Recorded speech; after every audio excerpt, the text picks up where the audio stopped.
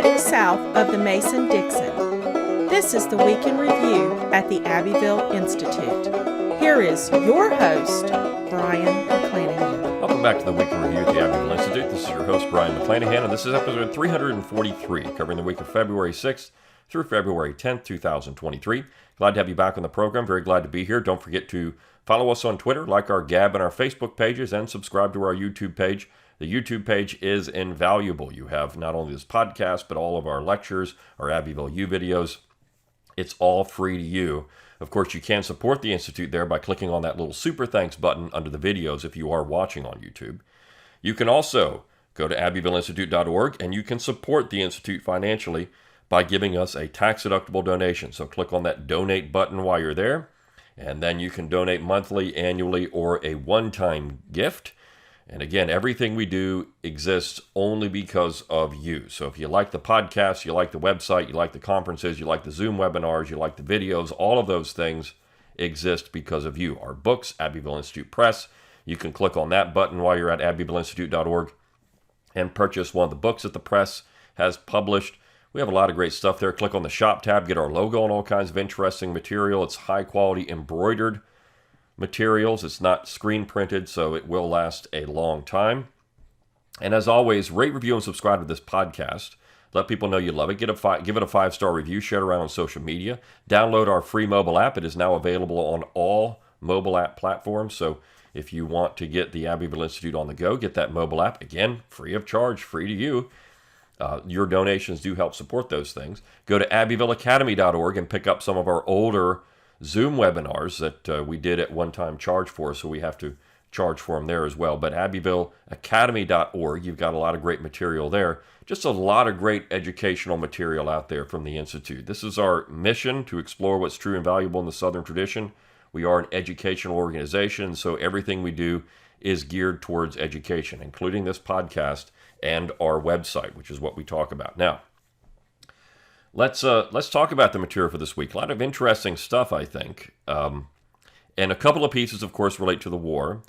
We also had a nice piece by Professor Holochak on Marco Bassani's book, which is an Abbeville Institute Press publication. And we wrapped up the week with an interesting piece of literature in many ways. It's a personal reminiscence, but it's a piece of literature, and we always like to have those as well. So let's start with this discussion of Abraham Lincoln. And I want to begin with the Rod O'Barr piece that we published on Wednesday, Lincoln and Coincidence. This is an interesting piece because he puts together some things that were happening in early 1861. And of course, this has to do with the issue of slavery, and would the South have been willing to abolish slavery, even early in the war, to secure independence? Now, what does that actually mean? Well, it means that independence was a higher goal than slavery itself. Certainly, the South was a slave-holding federal republic, just as the United States in 1861 was still a slave-holding federal republic. The South valued its independence. It would have perhaps engaged in a compensated emancipation plan or some type of gradual emancipation plan had it been left on its own to do so. We know by 1864, Jefferson Davis had sent a man named Kenner to Europe to try to gain recognition with the promise that the South would gradually abolish slavery. We know in 1865, the Confederate government agreed to arm slaves in return for emancipation. So we know that they were taking steps. Now you could say, well, that was too little, too late, or they weren't really committed to it. Look how long it took them, and they made all kinds of statements about this early in the war, that the Union was doing this 2 years earlier. Well, the Union, the North, as a slaveholding federal republic, still had very few slaves, and in those areas that they did control, those states that were in the Union, Kentucky, for example, which is marginally in the Union, but certainly it had a Union government. It also had, Confederate sympathy, but in some ways was a Confederate state. You can make the argument, was Kentucky a Union state or Confederate state? But regardless, Kentucky was often considered part of the North, at least of the Union, and it did not abolish slavery until November of 1865. In fact, it still had slave auctions in November of 1865, and Delaware, which remained in the Union the entire time, didn't abolish slavery till December of 1865. New Jersey, the same thing. So we still had slave states in the Union that long. And on my own podcast next week, I'll be talking about this children's show at Disney that made conservatives go ballistic because it made the statement that Lincoln didn't free the slaves. Well, we know he really didn't. We know the Act of Emancipation, or the Emancipation Proclamation, did have an effect where slaves did believe they were free, where they could be behind Union lines, and of course they would leave the farms, but the Union government would still treat them as slaves. In fact, you would have Union officers in Louisiana when the Emancipation Proclamation is issued telling slaves to go back to the plantations and go to work. It wasn't that they didn't want to have to deal with a large black population. They thought it was better for them to remain in slavery, and these people weren't legally freed. They weren't legally freed until the 13th Amendment was ratified, or until the states themselves had abolished slavery. So the Emancipation Proclamation didn't free any slaves.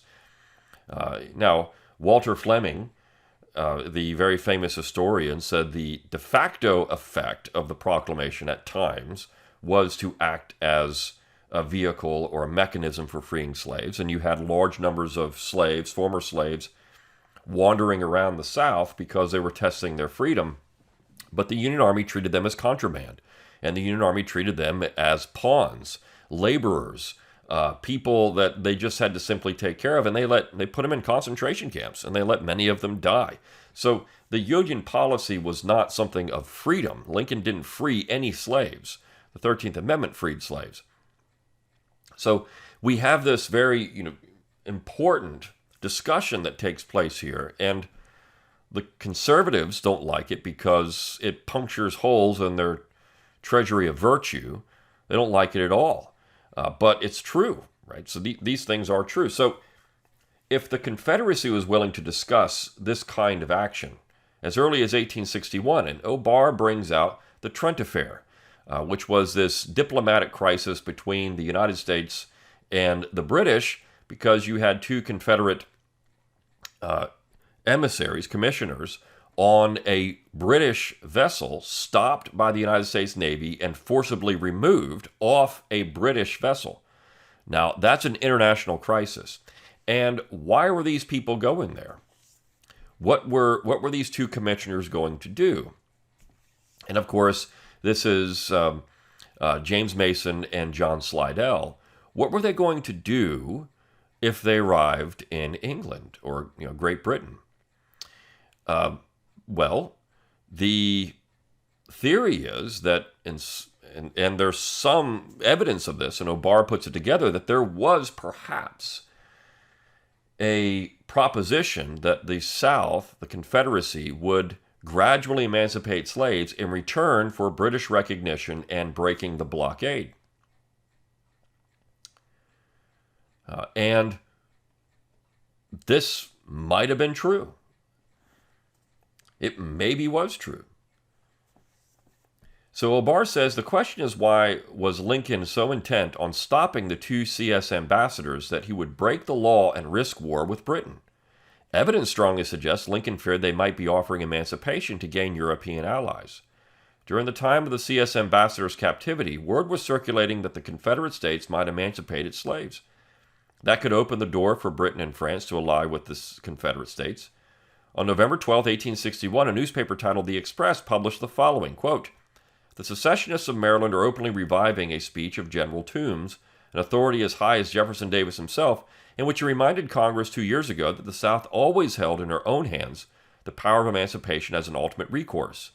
It is at present declared by secessionists that it will be the policy of the Confederates to abolish slavery rather than yield to the North the opportunity of doing it."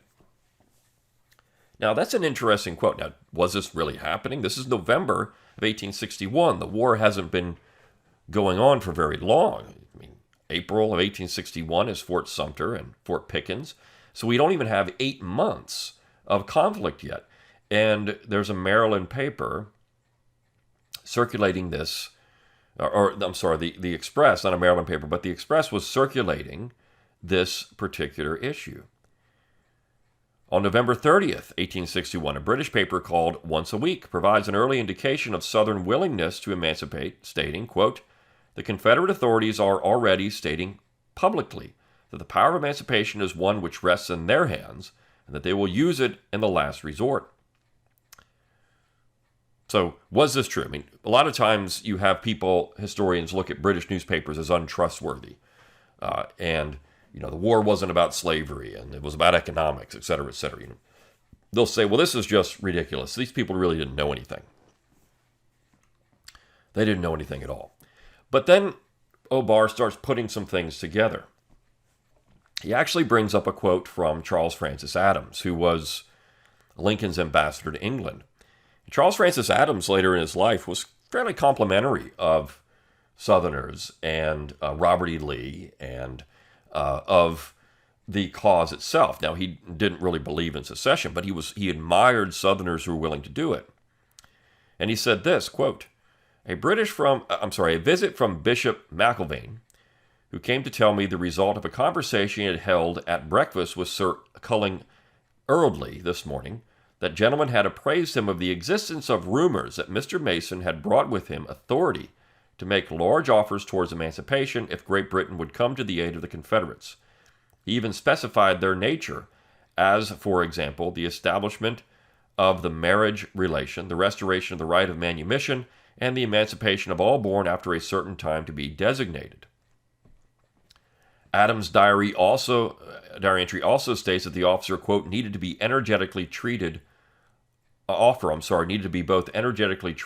here and at home. So there are rumblings here in 1862. Now, when Kenner arrived in England, there was some discussion about the fact that there was some pushback against his proposal for emancipation. There were certainly Southerners who weren't willing to do this. I mean, no one's going to say that the South was lockstep behind this.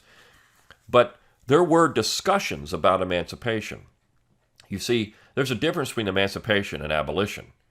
Southerners were willing to discuss emancipation because it could be gradual. It could be a long-term process, just as the North was able to do when they followed this policy, when they abolished slavery, essentially, in their states. But they did it gradually. So gradual emancipation is something different from immediate abolition, which was considered to be dangerous and politically, economically, socially, because you didn't, and you saw this with the end of slavery, you didn't have any kind of structure in place to provide care for people that had been taken care of cradle to grave. You didn't have any education in place. You didn't have the economics in place. None of this was there.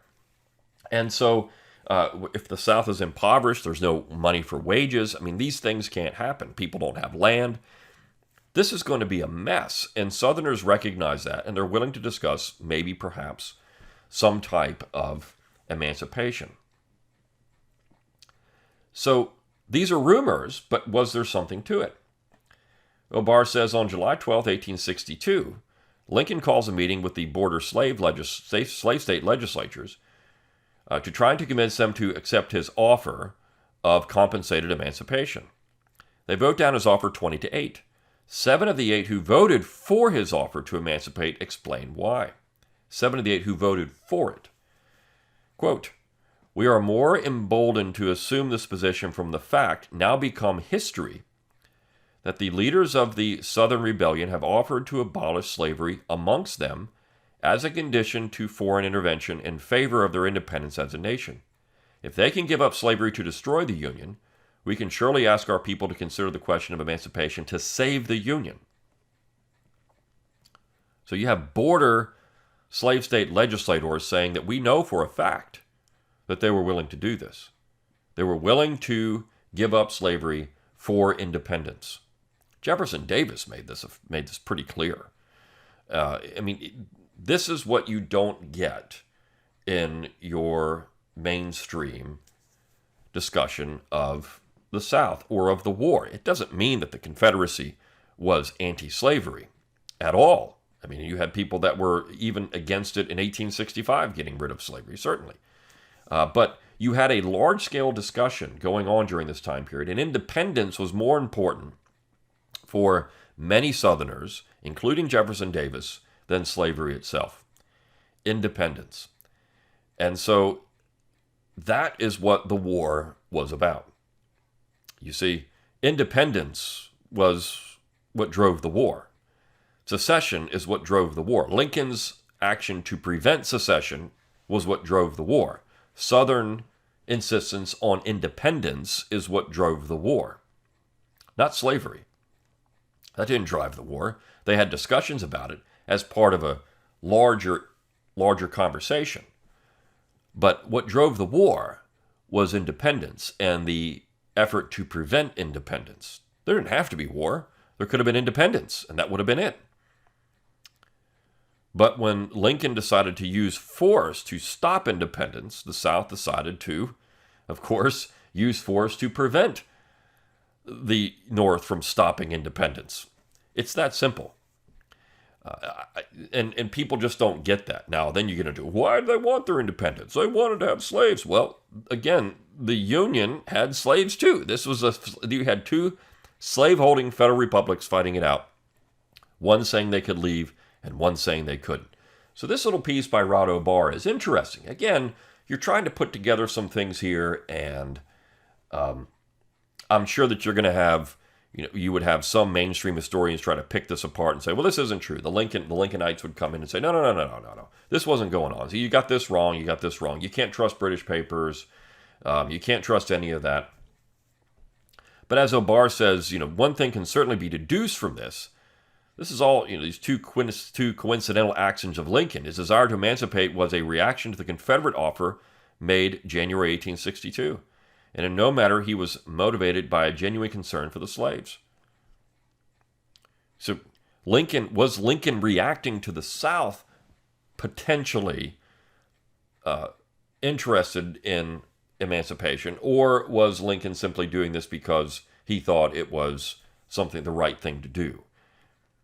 Was Lincoln really reacting to the South or something else?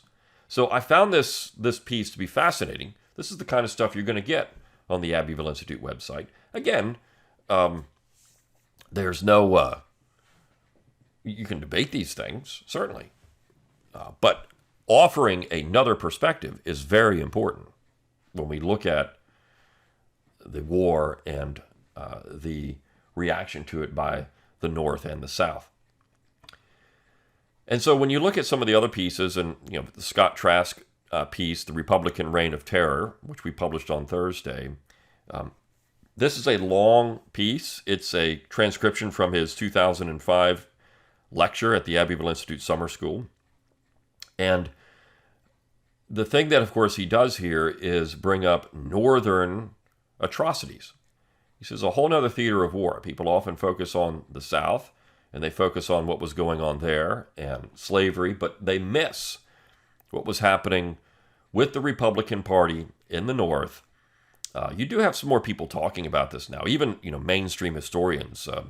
The Holzer book with Malice Towards Some does get into some of these issues, and that's not. Holzer is he's a Lincolnite of a Lincolnite, but he does concede that the Republican Party was doing some pretty awful things during the war to silence dissent and to crush the opposition. There was no doubt about this.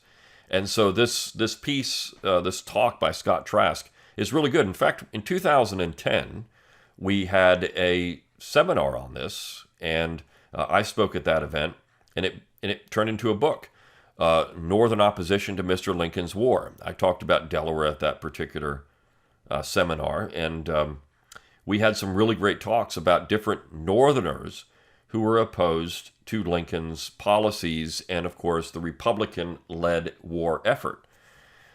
Delaware was an interesting part of all of that because, Delaware was this very, strange situation, a border state. Was it going to secede? Was it not going to secede? You had certainly the congressional delegation may be interested in that. You had large-scale Union occupation during elections. You had, of course, the man who later became Secretary of State and United States Senator, and also Ambassador to Great Britain Thomas Francis Byard arrested his militia company, arrested and disbanded because they thought they were pro-secession. So you had a lot of stuff going on in Delaware. And of course, James Byard, his father, a sitting United States senator, resigned in 1864 because of the ironclad oath. He took it, but then he resigned because he thought it was an abuse of power. So you had a lot of really interesting things happening in Delaware. And Union soldiers were used to coerce Delawareans during elections. So this is not something that was, a farce. This is not something that people didn't know was happening. People did know was happening. And when you look at Republican policies in the North and how those things were working out, this was a pretty restrictive administration. This is why people did call Lincoln a tyrant. His actions, or the actions of the Republican Party, were tyrannical, without question. They were tyrannical. So, that's not partisan to say when you look at the actual information there. And even people like John Turley, who I know is, often, well, he's a conservative. Jonathan Turley has never been confused with a conservative. He's just somebody who's interested in the Constitution. And there was a symposium that he was part of years ago, and there were some other scholars there too, establishment scholars, who essentially said the exact same things. These are not people that are, libertarians or pro-Southern conservatives or anything else. They're just simply looking at the information and saying, yeah, Lincoln did violate the Constitution quite a lot. And we did have the Republican Party acting obnoxiously and doing some pretty awful things to Northern civilians. Civil liberties were suppressed during this war. So, this is a real problem, and we don't need to give Lincoln a pass for this. When Benjamin Robbins Curtis, who was a Supreme Court justice, who said, who actually was one of the dissenting votes in the Dred Scott decision, said the Emancipation Proclamation was a gross violation of the Constitution, people should listen to that. People should listen to that. This is the sad thing about modern scholarship, is that we have this deification of Lincoln. And I'll tell you, it's mostly on the right. It's not as much on the left, though people like John Meacham and others will propagate this stuff. But it's mostly on the right. It's people like Alan Gelzo and others who I think, they spread holy water and, on their foreheads and genuflect to Lincoln when they see him. This is the real issue. We have a bunch of conservatives who essentially consider Abraham Lincoln to be like an American demigod. And that's the real problem. The left will do it too, but they're more critical of Lincoln because of his actions, or non-action when it came to slavery and his positions on race and these kind of things. So this is the real problem with Lincoln scholarship.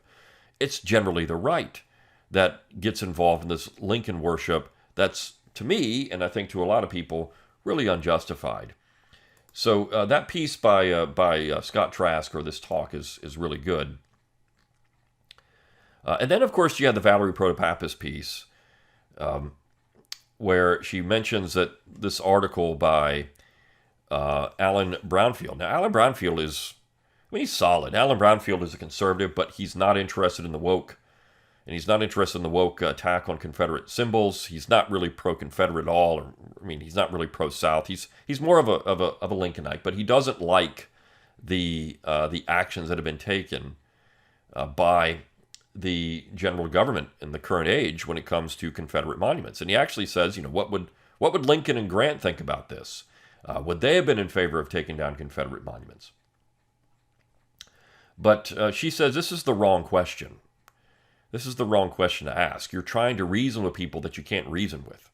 And I think that's true. Look, we've produced, or I took part in doing a little video on the Arlington Confederate Monument, and there's a series of white papers, and these are going to legislators and members of Congress, and there's a real concerted effort, a legal effort to try to keep this monument, and in fact turn back some of the stuff that was even proposed in the Naming Commission's report. Which, can some of that stuff be stopped? Can we stop, for example, spending millions of dollars renaming Fort Benning for no particular reason? Can we do that? So this is a multifaceted approach, and people should be interested in that. Defend Arlington is the group behind all this. But you're trying to reason with people who can't really be reasoned with. This is emotion. Their arguments aren't really rational. They're irrational. They're emotionally driven. They're driven by a desire to feel good, and because they don't think these things make people feel good, or there's no, the emotional charge is that these things make people feel bad, that they should come down, that somehow morale is lessened because you have to go train at Fort Benning or Fort Bragg, which, frankly, I could probably tell you if you before all this happened, if you went to Fort Benning and you would ask a soldier there, who the heck is Henry L. Benning, they wouldn't have been able to tell you. They don't care. They're just there to train. The name really doesn't matter. And that would have been the case at Fort Bragg or anywhere else. They wouldn't have known. And so this is the real issue, that these people think that there's a larger thing happening here, but most people didn't care. It's in Georgia. Henry L. Benning was an important part of Georgia military history, and he was from Columbus, Georgia, where Fort Benning is located. So they picked the most prominent military figure they could find from Columbus, Georgia, and stuck his name on the military installation. That's what happened. It's on an old plantation in Georgia. A lot of that land was very good land. That was at one time, plantation land, and the city of Columbus and the state of Georgia gave it to the federal government for a military training center. And that's why Fort Benning is there. So you would see that all throughout the South as these military installations were put there. And, this is why the naming commission is just ridiculous. But again, she's saying you're asking the wrong question. The question is, not what Lincoln and Grant have cared, but why are we even doing this now? I mean, what is the ultimate end game of all this, which is, of course, the complete restructuring of American society, as she points out. It's an attack on Western civilization and Christianity, because a lot of these people, particularly when you look at Lee and Jackson, these are model, not just Southern gentlemen, but Christian gentlemen. And so that's the effort to take these things down. That's where it comes from. And then, of course, we had a very nice book review of Marco Bassani's Chaining Down Leviathan. And Holochak's question is, can Jefferson's America return? Can we have this back? Can we have this America that Bassani talks about in Chaining Down Leviathan, which we published at the press last year, or 2 years ago now, 2021? Can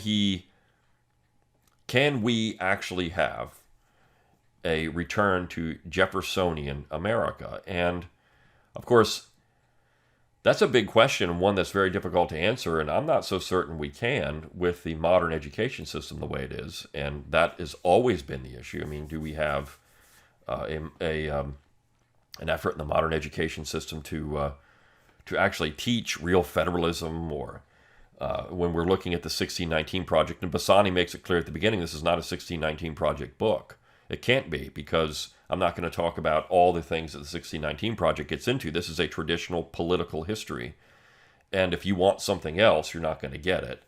But of course, Bassani also brings up people like Calhoun and others. If you talk about them in any kind of positive light, well, then you're considered to be an awful person nowadays.